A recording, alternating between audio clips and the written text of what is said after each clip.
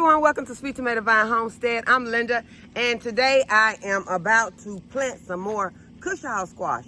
I planted Cushaw Squash earlier in the season, and I think that I planted them in my winter sow method, and I do not have any Cushaw Squash yet. So this is something that means a lot to me.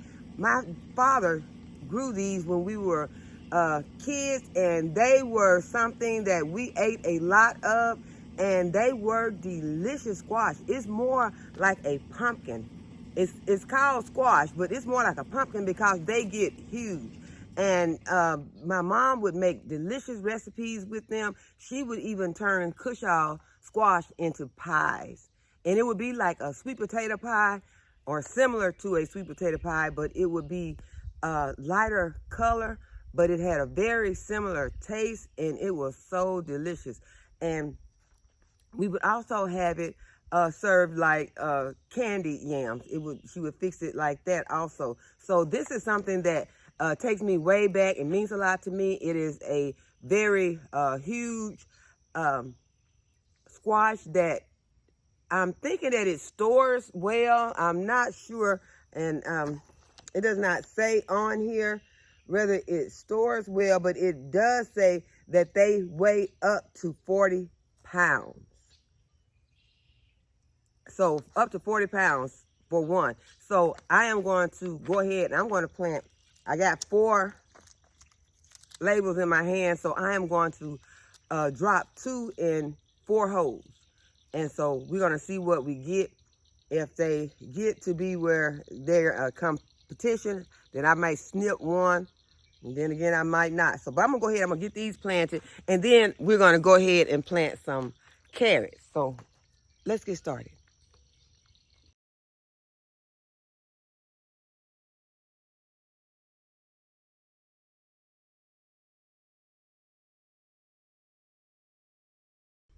And if you've never seen the Cushaw seeds, this is what they look like. They are some large seeds. So I'm going to be dropping some in these holes, and I'm just going to cover them back up. I'm not putting any fertilizer in these holes because right now I do not have any. So I'm going to just drop these in, and I'm going to come back later and put some fish emulsion on them.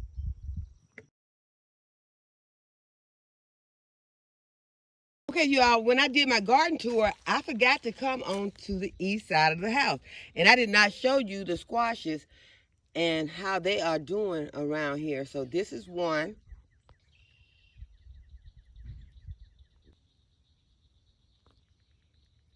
And this is a pumpkin. This is another pumpkin. Okay, so the pumpkins and the squash around here are doing really good. And there's 2 swimming pools around here that have compost in them, and this is what I'm going to be using to fill some of my containers to use in the garden. As I mentioned, I am finding things that I have not had germination on each day, and when I do, I'm going ahead and I am replanting those things. These items I'm just replanting and dropping them into the ground, but some of the items I am also putting them into my trays and putting them on my grow station. Last night I did some more peppers, and these are some peppers that I've had luck with in the past, and I just forgot to plant them this season. And those are my lunchbox peppers. I don't have a picture to show you because on the lunchbox peppers, there's some seeds that I saved from the previous lunchbox peppers that I've had, and I did not grow those last season and show them on this channel. I just forgot. So I hope that those seeds are still good, but last night I did go ahead and plant some lunchbox peppers. So if you are able to Google what lunchbox peppers look like, they are the peppers that they're small, but they come in a variety of colors. You have yellow, orange, and red, and green. And so they are very beautiful in the landscape. So I just wanted to tell you all about those since I did plant them last night. I also planted the Bianca pepper, and it's one that I have not ever used before. And so I went ahead and planted it because I noticed that I did not have any of those when I planted my peppers out.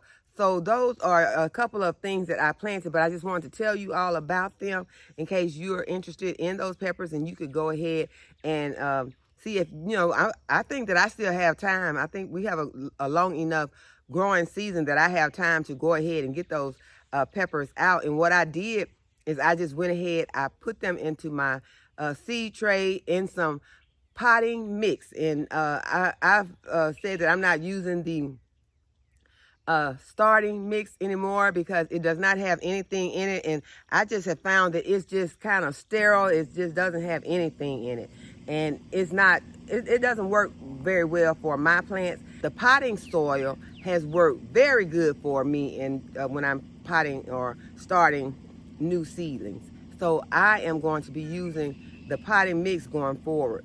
Also, after I got it into the potting mix, I moistened my potting mix, and then I dropped my seeds.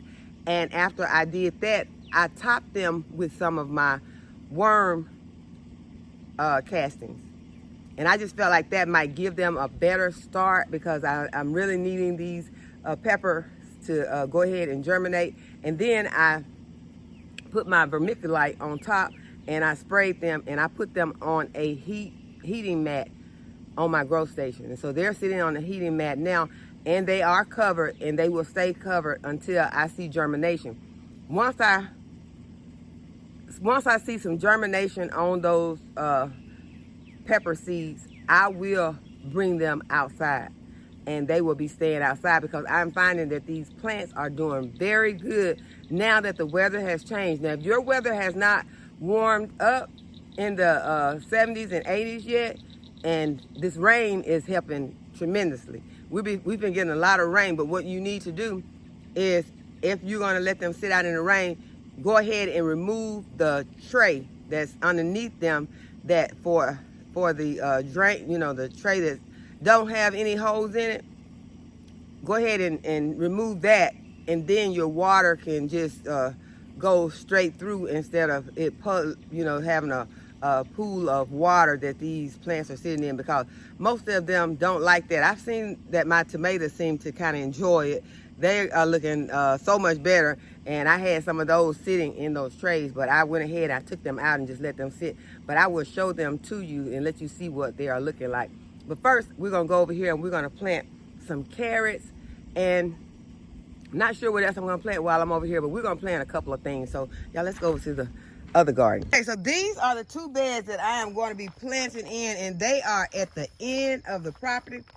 They are at the back, way at the back, by the fence, underneath the honeysuckle, and there is the water. So y'all know I am not feeling that great being over here in this area. Let me show y'all what I got behind me. This is some of the bird netting that the snakes have been getting caught in, and I need to move this. There is one snake that is in there that is already dead. So I know y'all don't want to hear talk about it, but I'm just letting you know what's behind me. And so there are some weeds over here.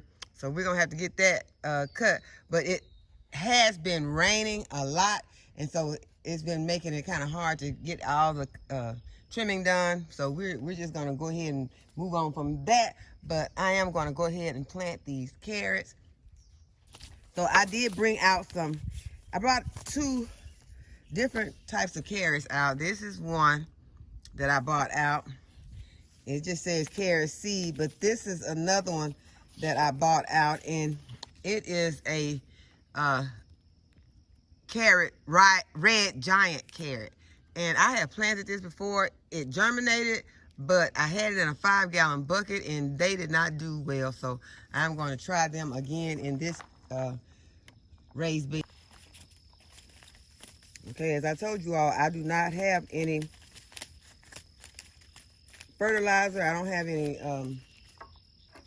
of my bone meal, blood meal, or anything right now. And so I would not be worried about putting any of that. I'm not going to worry about the fact that I don't have it, because I can't put it down if I don't have it. But I'm not going to worry about the fact that I don't have it. And what I'll do is I'll just wait. And when I get some, I will go back and put. Okay, this bed does have it has, both beds have some logs in them, but okay, I can feel right here. I can feel the log right there. So this one is not going to work for planting my carrots. I'll have to put something that has more of a shallow root in this bed right here. And that was my original plan, was to plant something in this bed that had a shallow root. And so that is what I have to continue to plan to do right here, is just do something that has a shallow root. Those carrots are going to go deep. So let's check out the next bed.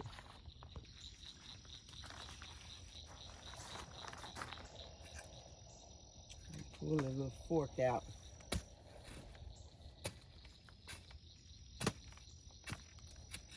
Okay, this bed, on that end, it seems to be like I have a lot of room that I could plant in. I could go ahead and plant some carrots in that bed. Now on this end, I feel this soil has gone down, and so the carrots will not work right here. But I can put some carrots right here. So that is what I'm going to do. I'm going to place some carrots on this end of the bed.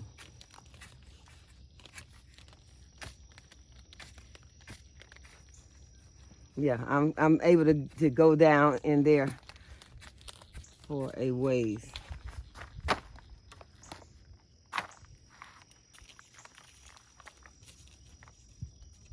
And I do have some other things that I can plant in this bed. And I think that's what I'm going to do. I think I'm going to just go ahead and plant some of the other things that I bought out, like my spinach.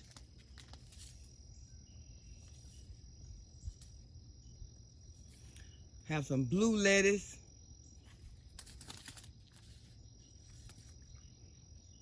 Some chicory. Some endive. And then this is a mesclun blend lettuce. So this is going to be a area that's going to be kind of shaded. So what I'm going to do is I'm going to just sprinkle some of these into this bed. I'm going to sprinkle some of these seeds in this bed. And then I'm going to find somewhere else to put my carrots, because I want to make sure, especially if I plant these red giant carrots, I don't want them to be limited on the space, because I want to see what they are capable of doing. So I'm going to make sure that I put them in an area that has enough room for them to do it. So I'm going to go ahead and I am just going to broadcast some of these seeds. This is the mesclun.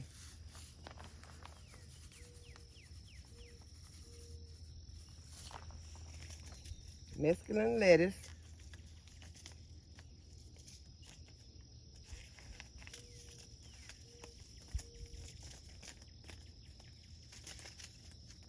I'm going to go ahead and put some of this Bloomsdale spinach. Bloomsdale long-standing spinach. And these are some small seeds also.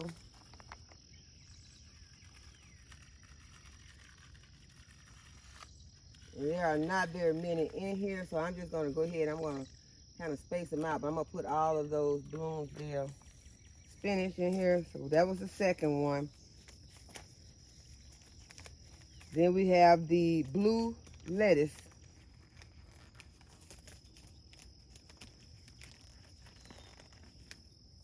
Blue lettuce is almost impossible to tear apart. It wants me to go back into the house for scissors. I did not bring out, oh, I do have a knife back here. Let me get my knife.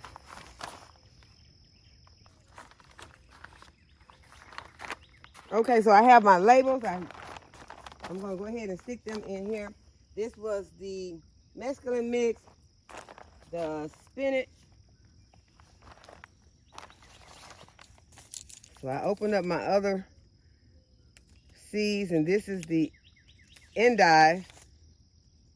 So what I just want to have something growing in these spaces, and this one will be in partial shade, So I want to have something that will be able to tolerate the shade. And since these will be some plants that have some shallow roots, I will probably bring something else out here and add in these beds with it. So this is the endive, and I'm just broadcasting. That was a lot of seeds.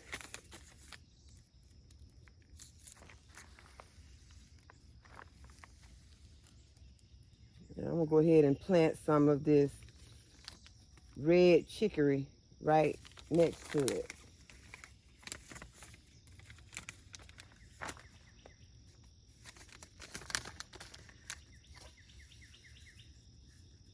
And the seeds are red. I'm gonna go ahead and fill this spot with this. I've never planted this before. I think that's gonna be really pretty. I'm just gonna go ahead and put those seeds in there. The red chicory, something that I've never grown before.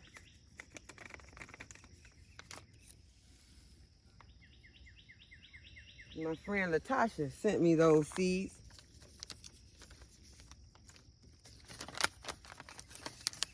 So I'm gonna be happy to try this out. And all of these seeds are tiny, so what I'm gonna do is just water them in. And we've been having so much rain. Everything is so wet out here.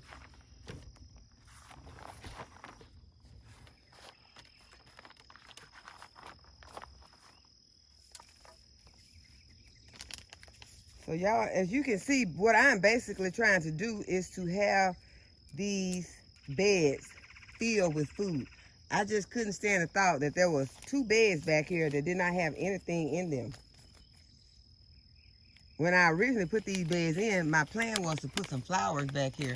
I wanted some perennial flowers back here because I knew I would not feel comfortable coming back here and harvesting because it's so close to the fence, and those vines and stuff are going to continue to grow. But I am going to come back here and get these.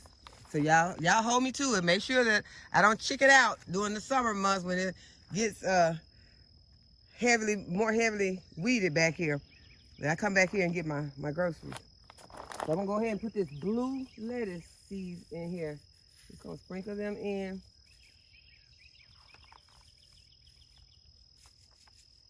Just to make sure that I have some food growing in this area.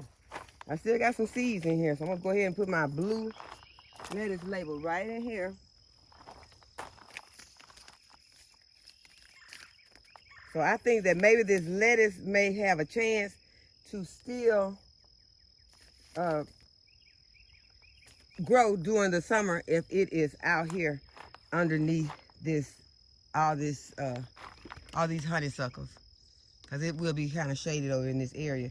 And if it does not, then we'll know that it won't, and we'll go ahead and plant something else in these 2 beds, because that's what it's all about. One thing grows and is taken out, is harvested, and then you add something else. I'm gonna go ahead and finish this bed out with the rest of this mesclun mix.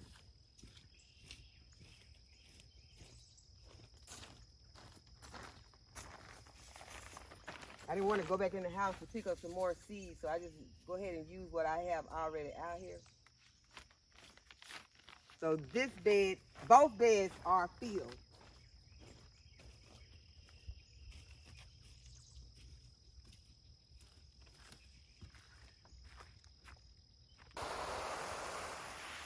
Now I'm just gonna go ahead and water those in.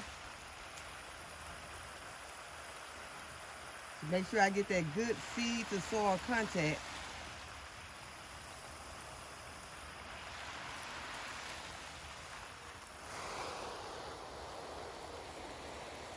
As I said, the soil is already saturated, but I just want those seeds to make contact with the soil so that they can go ahead and get started to growing.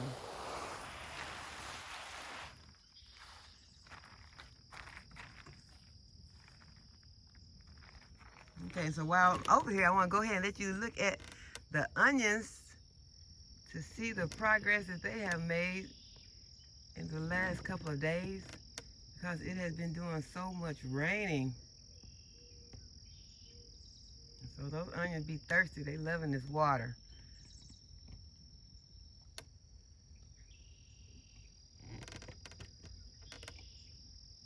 Even the onion in this bed has picked up its growth in the last couple of days. And it's only been a couple of days since I showed you all this corn, but look how it has grown.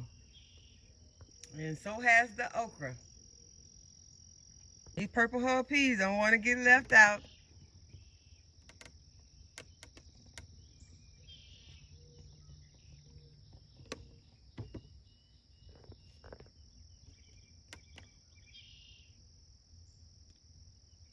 And so are the tomatoes and the peppers.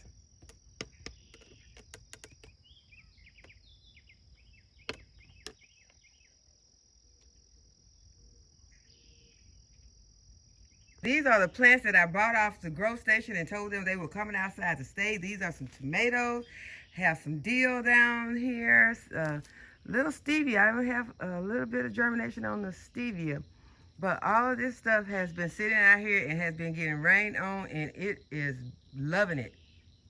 There's some over here. My purple thyme almost got washed out. I plan to put this underneath these trees, but I got like 10 of those that were washed out because of the rain. They were sitting underneath the eave of the house, and so they got hit really hard by some heavy rainfall. So they're not looking as good, you know, because, well, the plants themselves are looking great, but it's just that I hate that I lost a lot of the plants. So they are, at first they were like really compact in there, but now they have started to grow more. So I'm excited about those plants. Excited about getting them out underneath the trees so that they can go ahead and start forming a ground cover. That is what they're going to do. They're going to be ground cover underneath the trees. The purple thyme, I'm going to use them with the phlox on the one tree and by themselves underneath the other tree. Okay, and this is my worm bin that I started, and I see that there some ants have started to get in here, or I don't know if the ants were in the compost that I put in here, but there are ants in here. So hopefully these worms are used to being in the ground with some ants, and that these ants won't bother them, or I might have to try to start scooping out some ants.